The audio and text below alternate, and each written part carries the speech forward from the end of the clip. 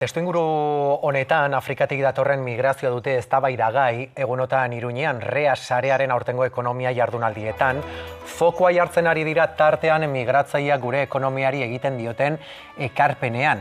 Migratzeko arrazoietan sakondu dute dagoeneko, baitan Nafarroa harrera herria den eztabaidatu ere, baina gaurko saioan migratzaileek izango dute hitza, lan eta bizi esperientzia eraldatzaileak partekatuko baitituzte. Migrazioak dituen onurak mai gaineratuko dira beraz. Iruñean dugu Zurine Iglesias lankidea, jardunaldien gaurko saioak, azkena izango denak, emango duenari buruzko xehetasunak biltzeko. Zurine, egunon, migratzaileen ekarpen ekonomikoa ez bairik gabe azpimarragarria da. Bai, horixe da, normalean eskortasunetik hitz egiten da, eta kasu honetan, Xanti Quiroga, egunon? Kaixo, egunon. Baikortasunetik hitz egin nahi duzu gaur, Katakarraken. Bai bada normalean hori migrazioa lotzen da elementu negatiboekin, eta gu ikusten dugu migrazioa ona askotan gauza positiboa ekarri dituela, ez? Du jende lan egiteko gogo askorekin, beste batzuekin batera aritzeko hitz batean, ez? Orduan guk justu hori da kontatu nahi duguna. Justu hori, otsailaren 6-tik 10 egin dituzue jardunaldiak, 19. kasu honetan Afrikatik ona datozen migratzaile ahotsa ematea, zer eman dute jardunaldi horiek? Izan da oso positiboa, zen normalean beraiei ez hitz egiten da, baina ez zuzenean beraiei hitza eman da. Orduan kasu honetan zuzenean parte hartu dute eta kontatu digute zergatik etortzen dira. Askotan bateriz ezaguna delako Afrikan ematen den errealitatea eta ipar globaletik egin dugun astakeriak horretan eta zert punturaino horrek eragin duela beren etorrera. Kontatu digute nola sentitzen diren eta kontatu digute ere ze zailtasunak ikuste dituzte.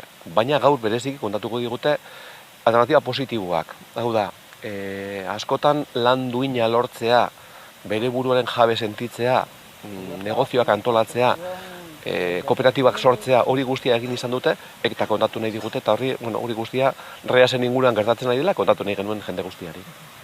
Bestalde ere, bada beste galdera bat egin duzuena jardunaldi hauetan, ea Nafarroa harrera herria ote den?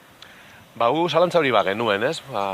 Entzun nahi genuen baietz, eta esan digute zailtasuna daudela eta arazorik handiena dela ez ezagutza. Normalean ez ezagutzak sortzen duela deskonfidantza eta orduan desfidantza horretatik sortzen direla batzuetan asoa.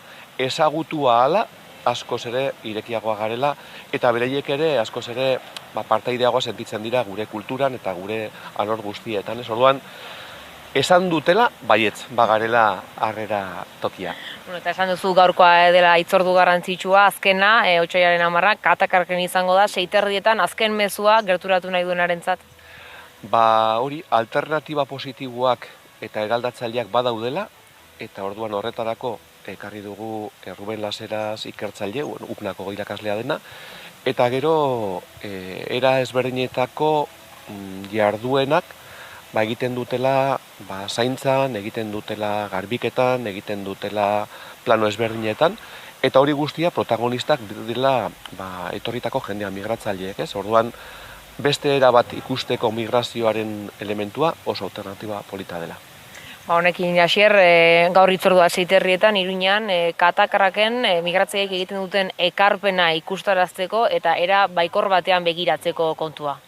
Eskerrik asko bioi eta ze garrantzitsua izaten denean, ez? Halako jardunaldiak jendeak ere begiak ireki ditzan. Bai, hori da, ez? Eta gauza oso garrantzitsua esan dau, ez?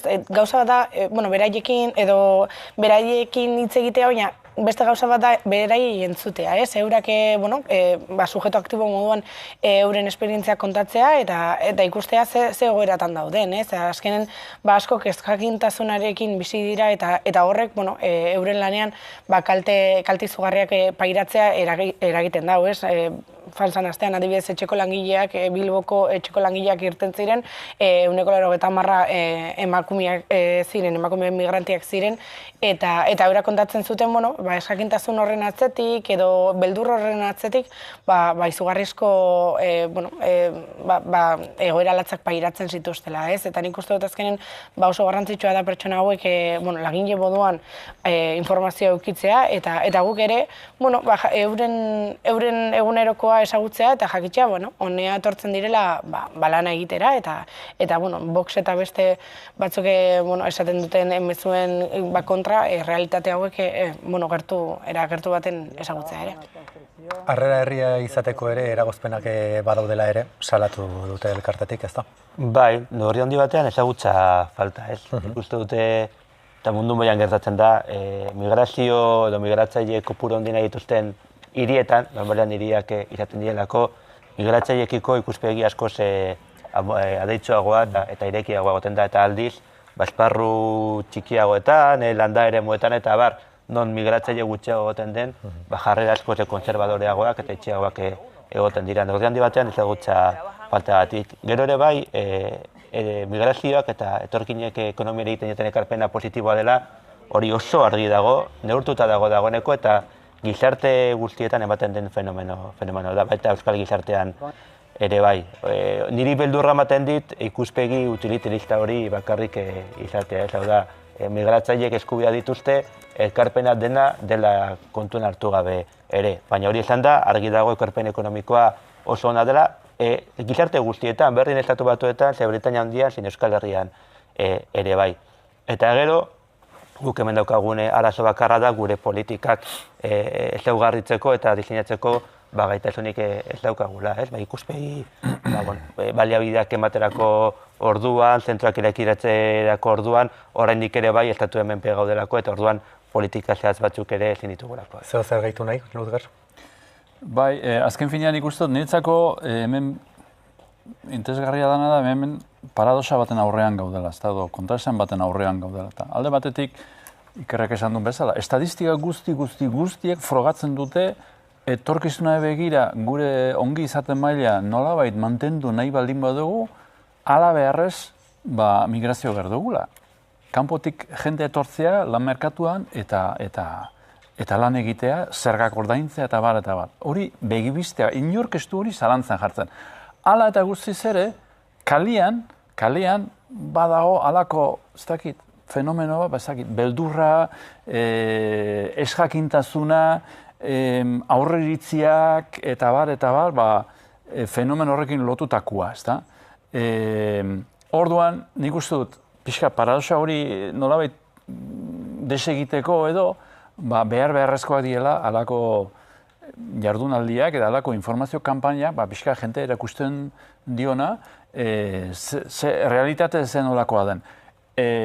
Nik uste dut, txarrena izango litzateke benetan, kalean dagon, sektore batzutan behintzat, ez da, dagon beldur hori edo, nolabait isileraztea, ez da? Han badago, bakizu, azten gerein hemen hitz egiten jende azten denean, ez dakit, diru laguntza publikoak, zenik jasotzen ditun, zenbat eta bar. Horren inguruan, askotan ageri izan da, fenomeno, iaz etorri dela, eta ja jasotzen du ez dakit zenbat, eta bar. Orduan, badago halako giro bat, sektore batzuetan, eta txarrena izango litzateke hori isileraztea, eta horri buruz hitz egitea, izango dela, eskuin muturrari auspo egitea, ezta? Orduan, hori hartu, eta benetan, nolabait, realitate bilakatu, eta informatu horren inguruan ikusten hori benetan oso funtsezko garrantzitsua dela. 10:05 albistegi errepasoa emateko unea Irati.